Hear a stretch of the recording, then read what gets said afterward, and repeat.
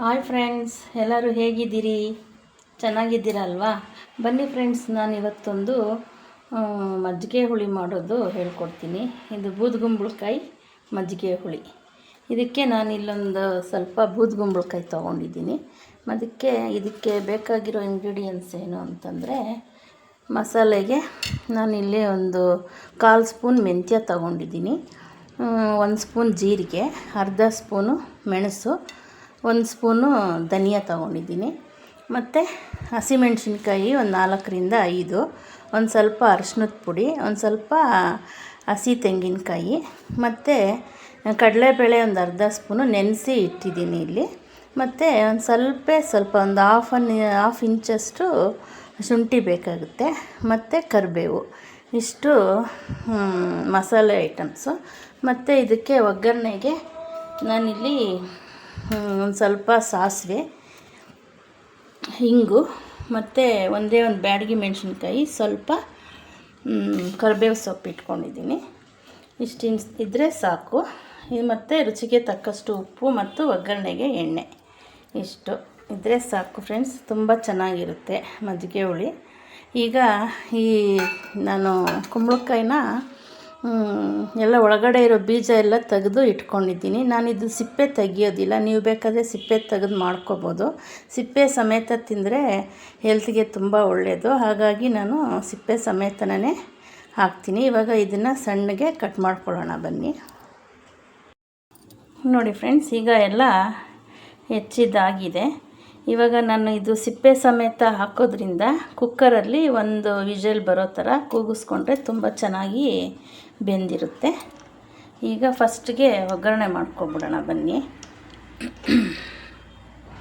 Cooker ಇಟ್ಕೊಂಡಿದ್ದೀನಿ, 1-2 spoon ಎಣ್ಣೆ ಹಾಕ್ಕೊಡೋಣ. ಅಷ್ಟಾದರೆ ಸಾಕು.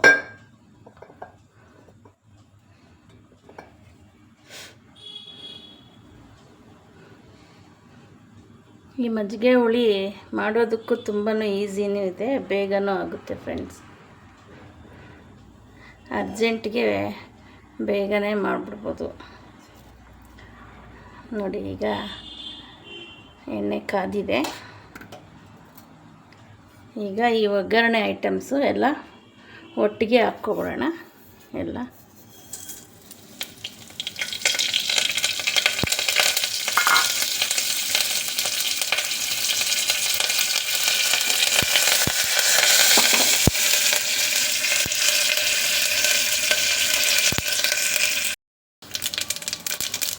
ನೋಡಿ, ಈಗ ಆಗಿದೆ. ಇದಕ್ಕೆ ನಾವು ಹೆಚ್ಚಿಟ್ಕೊಂಡಿರೋ ಬೂದುಗುಂಬಳಕಾಯಿ ಎಲ್ಲ ಹಾಕ್ಕೊಬಿಡೋಣ.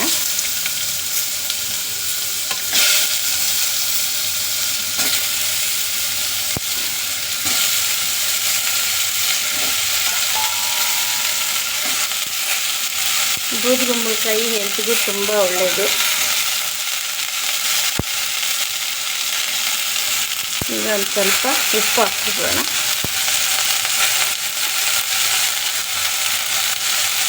ಅಷ್ಟಾದರೆ ಸಾಕು.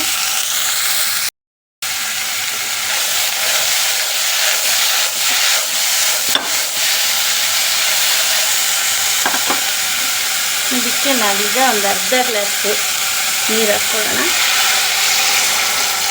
ಅಷ್ಟೇ ಸಾಕು, ನೀರು ಇದರಲ್ಲಿ ಬಿಡುತ್ತೆ ಫ್ರೆಂಡ್ಸ್. ಇದು ಬೂದುಗುಂಬಳಕಾಯಿ ಬೆಳಗ್ಗೆ ಎದ್ದಿದ ತಕ್ಷಣ ಇದ್ರದ್ದು ಜ್ಯೂಸ್ ಮಾಡ್ಕೊಂಡು ಕುಡಿಯೋದ್ರಿಂದನೂ ಹೆಲ್ತ್ಗೆ ತುಂಬ ಒಳ್ಳೆಯದು. ಮೈಯಲ್ಲಿರೋ ಕೊಬ್ಬಿನ ಅಂಶ ಎಲ್ಲ ಕರಗುತ್ತೆ. ನೋಡಿ, ಇವಾಗ ಒಂದು ವಿಷಲ್ ಕೂಗಿಸ್ಕೊಳ್ಳೋಣ ಫ್ರೆಂಡ್ಸ್. ಇದು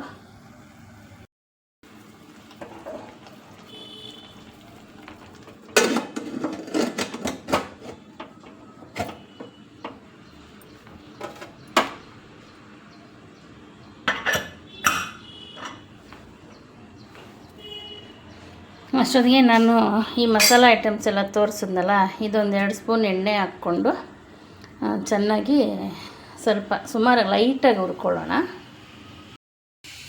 ನೋಡಿ ಫ್ರೆಂಡ್ಸ್, ಬಾಣಲಿ ಇಟ್ಟಿದ್ದೀನಿ. ಈಗ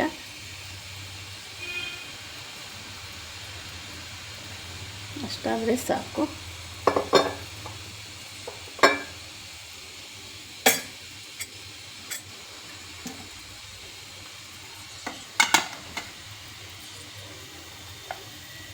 ಈಗ ಇದರಲ್ಲಿ ಎಲ್ಲ ನಾವು ಹುರ್ಕೊಬಿಡೋಣ.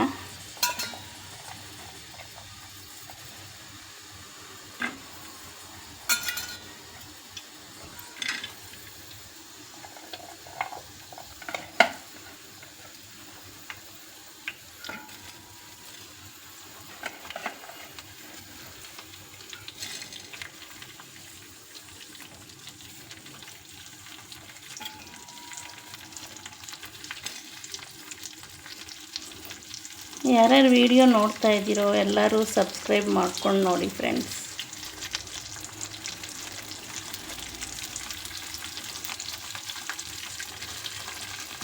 ಹಾಗೆ ನೀವು ಒಂದು ಸಲ ಮಾಡಿ ಟೇಸ್ಟ್ ಮಾಡಿ ಹೇಗಿತ್ತು ಅಂತ ತಿಳಿಸಿ ಕಮೆಂಟಲ್ಲಿ.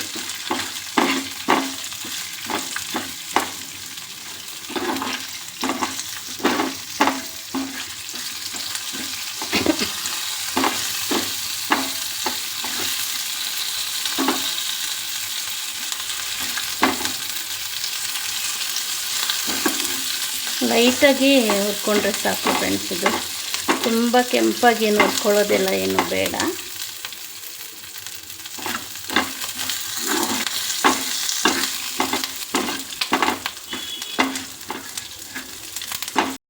ನೋಡಿ ಫ್ರೆಂಡ್ಸ್, ಈಗ ಇದಾಗಿದೆ. ಇಷ್ಟಾದರೆ ಸಾಕು. ಇದನ್ನು ಕಾಯಿ ತುರಿ ಅರಿಶಿನದ ಪುಡಿ ಎಲ್ಲ ಹಾಕ್ಕೊಂಡು ನುಣ್ಣಗೆ ರುಬ್ಕೊಬಿಡೋಣ. ನೋಡಿ ಫ್ರೆಂಡ್ಸ್, ಈಗ ಇದು ಒಂದು ವಿಜಿಲ್ ಬಂದಿದೆ. ಹೇಗಾಗಿದೆ ಅಂತ ನೋಡೋಣ.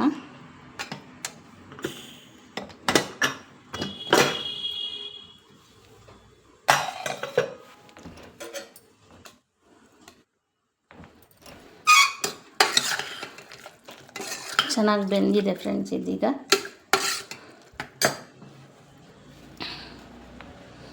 ನಾನಿಲ್ಲಿ ಒಂದು ಅರ್ಧ ಬೌಲಷ್ಟು ಮೊಸರು ತಗೊಂಡಿದ್ದೀನಿ ಫ್ರೆಂಡ್ಸ್. ಇದಕ್ಕೆ ಅಷ್ಟು ಫುಲ್ ಕಲಿಸ್ಕೊಳ್ಳೋ ಅಲ್ಲ ಇದು. ಈಗ ಮಸಾಲೆ ಎಲ್ಲ ನೋಡಿ ಈ ಥರ ಆಗಿದೆ. ನೈಸಾಗಿ ರುಬ್ಕೋಬೇಕು. ಇವಾಗ ಎಲ್ಲ ಒಂದು ಬೌಲ್ಗೆ ಮಿಕ್ಸ್ ಮಾಡ್ಕೊಳ್ಳೋಣ ಬನ್ನಿ.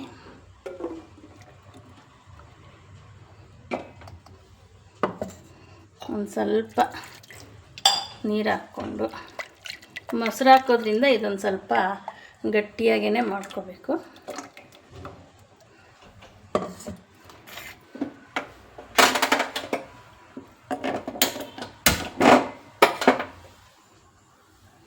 ಇವಾಗ ಇದು ಸ್ವಲ್ಪ ಚೆನ್ನಾಗಿ ಕುದಿ ಬರಬೇಕು ಫ್ರೆಂಡ್ಸ್. ಕುದಿಯಕ್ಕೆ ಬಿಡೋಣ.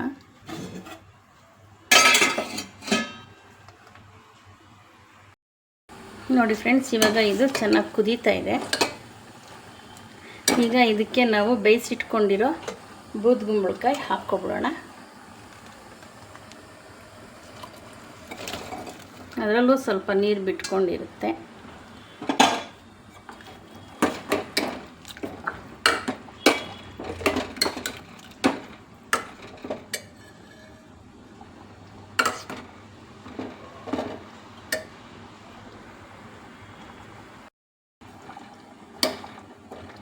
ನಾನು ಆಗಲೇ ಕುಂಬಳಕಾಯಿ ಬೇಯಿಸಬೇಕಾದ್ರೆ ಸ್ವಲ್ಪ ಸಾಲ್ಟ್ ಹಾಕಿದ್ದೆ. ಇವಾಗ ಇನ್ನೊಂದು ಸ್ವಲ್ಪ ಹಾಕ್ಕೊಬಿಡೋಣ.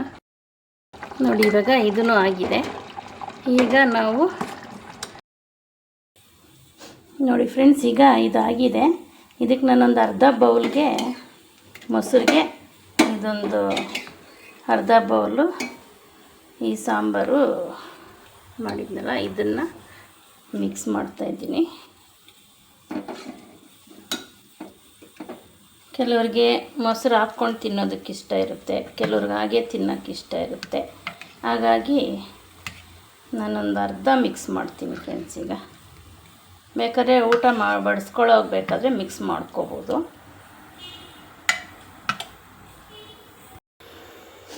ನೋಡಿ ಫ್ರೆಂಡ್ಸ್, ಮಜ್ಜಿಗೆ ಹುಳಿ ರೆಡಿಯಾಗಿದೆ. ಇದು ಬಿಸಿ ಬಿಸಿ ಅನ್ನಕ್ಕಂತೂ ತುಂಬ ಚೆನ್ನಾಗಿರುತ್ತೆ. ನೋಡೋದಕ್ಕೆ ನೋಡಿ ಎಷ್ಟು ಕಲರ್ಫುಲ್ಲಾಗಿ ಎಷ್ಟು ಚೆನ್ನಾಗಿದೆ. ತಿನ್ನೋದಕ್ಕೂ ಅಷ್ಟೇ ಟೇಸ್ಟಿಯಾಗಿರುತ್ತೆ ಫ್ರೆಂಡ್ಸ್. ನೀವು ಒಂದು ಸಲ ಮಾಡಿ ಟ್ರೈ ಮಾಡಿ. ಈ ಥರ ಮಸಾಲ ಇಟ್ಟು ತುಂಬ ಚೆನ್ನಾಗಿರುತ್ತೆ. Thank you.